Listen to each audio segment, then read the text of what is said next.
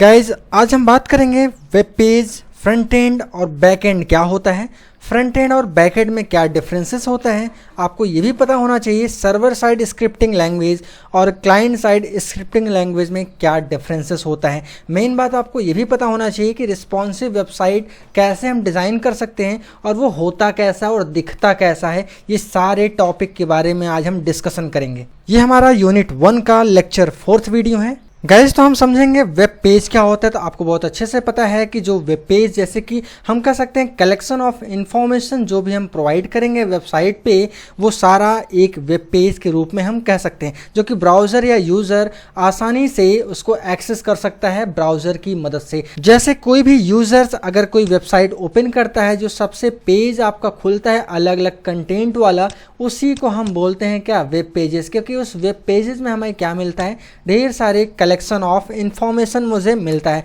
तो इंफॉर्मेशन वो हम जो डिज़ाइन करते हैं वो हमारा कहलाता है एक वेब पेज। इसलिए हम कह सकते हैं कि जो रिटन होता है ये आपके कलेक्शन ऑफ HTML या CSS या ऐसे ढेर सारे तमाम लैंग्वेजेस की मदद से ये आपके वेब पेज बनाए जाते हैं। हम समझेंगे यहाँ पे फ्रंट एंड क्या होता है। तो फ्रंट एंड एक प्रकार का जो आपका ये डेटा है, जैसे हम यहाँ पे वेब पेज जो बना रहे हैं ना, ये वेब पेज एक प्रकार का फ्रंट एंड का रूप होता है। क्योंकि जो डेटा आपका जो कंटेंट है उसको रिप्रेजेंट करने के तरीके को हम कहते हैं फ्रंट एंड, जो कि आपके यहाँ पे यूज़ किया जाएगा HTML, CSS, JS या ऐसे तमाम ढेर सारे लैंग्वेजेस यूज़ किए जाएंगे जो कि डेटा को रिप्रेजेंट करने में मदद मिलेगा भाई। और यहाँ पे देखिए लास्ट यहाँ पे बात करेंगे बैकएंड। तो बैकएंड एक प्रकार का सर्वर साइड होता है, मतलब कि जो आपका डेटा, जैसे अगर यहाँ पे एक शॉर्ट फॉर्म में मैं इन्फॉर्मेशन आपको बताने की कोशिश करूँ तो जो वेबसाइट आपका बनता है ना, ये मैं पहले भी बताया हूँ आपको, एक बार फिर से मैं यहाँ पे फोकस करके आपको बताना चाहूँगा कि जो वेबसाइट आपका होता है वो वेबसाइट आपके दो चीज़ों से मिलके बना होता है। एक आपका यहाँ पे होता है फ्रंट एंड, ठीक है, दूसरा होता है बैक एंड। ठीक है, बैक एंड मतलब जहाँ पे डेटा रखा गया है, मतलब एक प्रकार का होस्टिंग, ठीक है ना, इसको हम क्या कहेंगे, होस्टिंग कहेंगे। ठीक है, अब देखिए होस्टिंग जो आपका रहेगा एक प्रकार का, ये तो होस्टिंग हो गया। अब फ्रंट एंड क्या रहेगा, जब यूज़र्स, जैसे यूज़र्स कोई हो गया वो मोबाइल पे अपना डेटा को सर्च कर रहा है ना, तो ये जो डेटा इसमें रखा गया है भाई, ये डेटा किस तरीके से यूज़र के सामने प्रस्तुत होगा, मतलब डिस्प्ले होगा, इसी प्रोसीजर को हम बोलते हैं फ्रंट एंड। अब जैसे यूज़र यहाँ से सर्च किया APJ अब्दुल कलाम के बारे में, तो ये क्या रहेगा, जैसे मैंने प्रीवियस वाले अभी यहाँ पे लेक्चर में मैंने डिस्कशन किया था कि वेबसाइट कैसे काम करता है, तो आपकी जाहिर सी बात है होस्टिंग से डेटा यहाँ पे निकल के आना जो यूज़र के मोबाइल पे, ब्राउज़र पे, ये आपका एक फ्रंट एंड का रूप होता है कि डेटा यहाँ से निकल के आ रहा है, डेटा आपका किस तरीके से शो कर रहा है। तो ये डिज़ाइन अलग होता है, इसको बोलेंगे फ्रंट एंड। और जो बैक एंड, जो डेटा जहाँ रखा जाता है उसको मैनेज कैसे करते हैं, इसलिए इसको बोलते हैं बैक एंड। ठीक है, तो यहाँ पे हमारा बेसिकली यहाँ पे क्या हो गया, डेटाबेस को मैनेज करने वाला कहलाता है बैक एंड। ठीक है, जैसे यहाँ पे देखिए हम ऐसे भी समझ सकते हैं basically how the website work, या आपका ये बैकएंड का रोल हो गया, कैसे हम वेबसाइट को अपडेट करते हैं, कैसे चेंजिंग करते हैं, ये सारा आपका क्या एक बैकएंड का रोल हो गया। ठीक है ना, अच्छा ये भी समझिए, this referred to the everything the user can't see, मतलब हर चीज़ यूज़र नहीं देख सकता है भाई, यूज़र केवल कंटेंट को ही देख पाता है जैसे यहाँ पे। लेकिन अगर यहाँ बैकएंड की बात करेंगे, डेटाबेस कहाँ रखा गया है और सर्वर कैसा है, कहाँ पर रखा है, ये यूज़र नहीं जान सकता है। ये कौन जान सकता है, कि जो वेबसाइट बनाया है, जो वेबसाइट को डेवलप किया है, केवल वही इस चीज़ को समझ सकता है।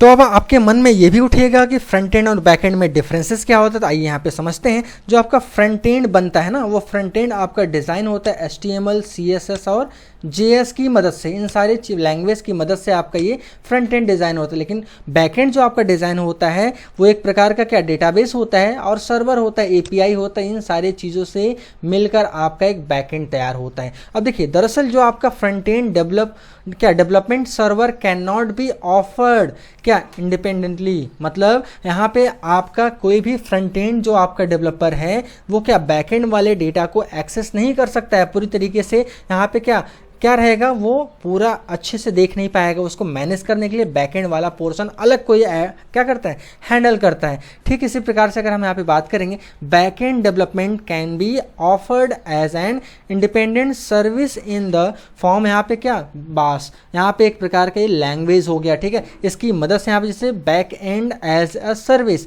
यहाँ पे इसको शॉर्ट फॉर्म में हमने बोल दिया, क्योंकि आपका जो बैक एंड डेवलप होगा वो अलग अलग लैंग्वेज की मदद से बनेगा। जैसे यहाँ पे अगर बात करेंगे, बैक एंड जो डेवलप होगा वो पॉपुलर लैंग्वेज क्या है, MySQL हो गया या PHP हो गया।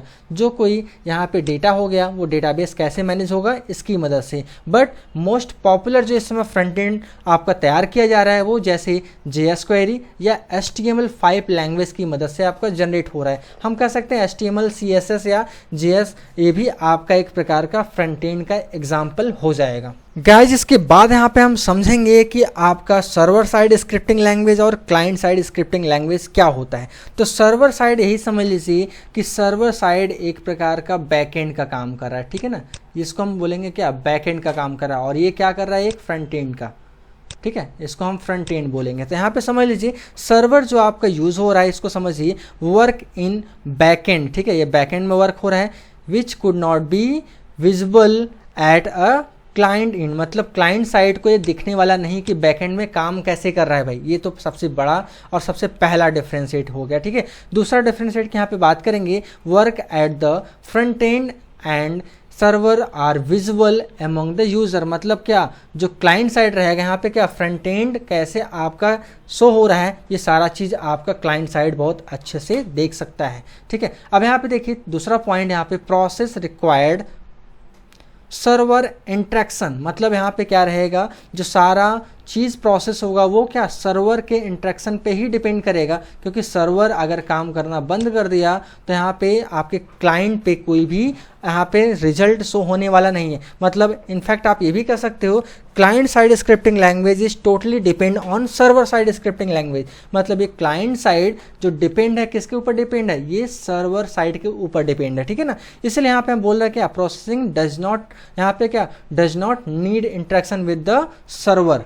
क्योंकि यहाँ पे क्या होगा कि सर्वर जो रहेगा वो यहाँ पे रिस्पॉन्सिबल पूरी तरीके से, एक तरीके से डायरेक्टली ये नहीं इनसे इंटरेक्ट होगा, ये क्या होगा, एक एक प्रोसेस होगा, एक एक मीडियम होगा जिसके माध्यम से इंटरेक्ट कर पाते हैं। इसलिए लैंग्वेज इसमें जो इन्वॉल्व रहता है सर्वर साइड में, वो PHP हो गया, ASP.NET हो गया, Ruby हो गया, या ऐसे ढेर से यहाँ पे क्या तमाम लैंग्वेजेस पाए जाते हैं। ठीक है, जैसे यहाँ पे क्या कोल्ड फ्यूजन हो या पाइथन हो गया, ये लैंग्वेजेस आपके सर्वर साइड स्क्रिप्टिंग लैंग्वेजेस में यूज़ होते हैं। लेकिन क्लाइंट साइड में आपका HTML, CSS या JS ऐसे लैंग्वेजेस इसमें इस्तेमाल किए जाते हैं। ठीक है, अच्छा यहाँ पे अगला चीज़ यहाँ पे समझेंगे, अफेक्टेड कोड। यहाँ पे देखिए आपका क्या रहेगा, web pages are provide dynamically website, मतलब यहाँ पे क्या, सर्वर साइड स्क्रिप्टिंग लैंग्वेज आपका क्या रिस्पॉन्सिबल रहेगा डायनेमिक वेबसाइट बनाने में भाई। लेकिन आपका यहाँ पे क्या रहेगा, ये यहाँ पे क्या रहेगा, affect can reduce the load to the server, ये क्या सर्वर से बस डेटा को लोड करने में ही काम करता है, बाकी और कोई काम नहीं करता है इसका। ठीक है ना, इसीलिए इसको हम क्या बोलते हैं कि यहाँ पे क्या सिक्योरिटी रिलेवेंट सिक्योर, मतलब इसको सिक्योरिटी की आवश्यकता पड़ेगी, बट यहाँ पे क्या ये इनसिक्योरिटी, मतलब क्या एक तरीके से ये भी कह सकते हो कि क्लाइंट साइड को क्या सिक्योरिटी की जरूरत पड़ेगा भाई, क्योंकि डेटा स्टोरेज तो हमारा सर्वर साइड ही हो रहा है ना, डेटा स्टोरेज हमारा सर्वर में ही तो पूरा हो रहा है। इसलिए यहाँ पे क्लाइंट साइड में सिक्योरिटी नहीं, सर्वर साइड में सिक्योरिटी की आवश्यकता पड़ती है। और यहाँ पे क्या रिलेवेंटली आप यूज़ कर सकते हो कि आप क्या सिक्योरिटी रिलेवेंटली सिक्योर यहाँ पे रहेगा सर्वर साइड के लिए, लेकिन क्लाइंट साइड के लिए इसको हम इतना ज़्यादा प्रेफर नहीं करते हैं। गाइज इसके बाद यहाँ पे हम समझेंगे रिस्पॉन्सिव वेब डिज़ाइन। आपको ये पता होना चाहिए, रिस्पॉन्सिव वेब डिज़ाइन इस समय के लिए एकदम ट्रेंडिंग में चल रहा है और आपको ये आना और समझना बहुत ही ज़्यादा ज़रूरी है। तो responsive web design is about using HTML and CSS to automatically resize, hide या श्रिंक या एनलार्ज, मतलब वो रिसाइज हो सके, ऑटोमेटिकली हाइड भी हो सके अकॉर्डिंग जैसा आपने कंडीशन दिया हो, श्रिंक मतलब छोटा हो सके या लार्ज हो सके, जैसा वेब पेज है, ठीक है ना। अब यहाँ पे समझ लीजिए कि इन्फॉर्मेशन जो भी रहेगा वो प्रॉपरली जैसे डेस्कटॉप पे भी खुले, लैपटॉप पे भी खुले, टैबलेट या फ़ोन पे खुले, लेकिन वो उसके साइज़ के अनुसार ही ऑटोमेटिकली रिसाइज हो जाए और हाइड हो जाए, श्रिंक हो जाए या लार्ज हो जाए। ये सारा प्रोसीजर आपका एक रिस्पॉन्सिव वेबसाइट का एक फीचर है। इसलिए यहाँ पे हम कह सकते हैं इसी की मदद से आप अगर रिस्पॉन्सिव वेबसाइट बनाते हैं तभी वो वेबसाइट आपके डेस्कटॉप, लैपटॉप और फ़ोन वगैरह में आपका खुलने में ज़्यादा हेल्प मिलेगा, ठीक है ना। इसलिए यहाँ पे हम ये भी कह सकते हैं a web page should look good on any device. ये आपका एक रिस्पॉन्सिव वेब डिज़ाइनिंग का एक फीचर्स है। अगर एक ऐसा वेबसाइट जो कहीं भी किसी भी प्लेटफॉर्म पे खुलने के लिए सक्षम हो, वो आपका एक रिस्पॉन्सिव वेबसाइट कहलाता है। गाइज, उम्मीद करते हैं आपको दी गई सारी जानकारी आपको अच्छे से A to Z समझ आई होगी। इसी तरीके से और भी कोर्सेज को आप परचेस करना चाहते हैं तो आप हमारे वेबसाइट पे विजिट करना ना भूलें। किसी भी प्रकार का आपको डाउट लगता है तो दिए गए नंबर पे आप मुझसे बात भी कर सकते हैं। आप चाहें तो आप मुझसे पर्सनली भी कनेक्ट हो सकते हैं। गाइस, ये वीडियो आपको पसंद आता है तो लोगों तक पहुंचाना ना भूलें, क्योंकि हम आपसे एक ही रिक्वेस्ट करेंगे कि लोगों तक ये पहुंचाइए, जिससे और सभी लोगों को भी ये वीडियो का फ़ायदा मिल सके। हम मिलते हैं अगले वीडियो में, तब तक के लिए बहुत बहुत धन्यवाद।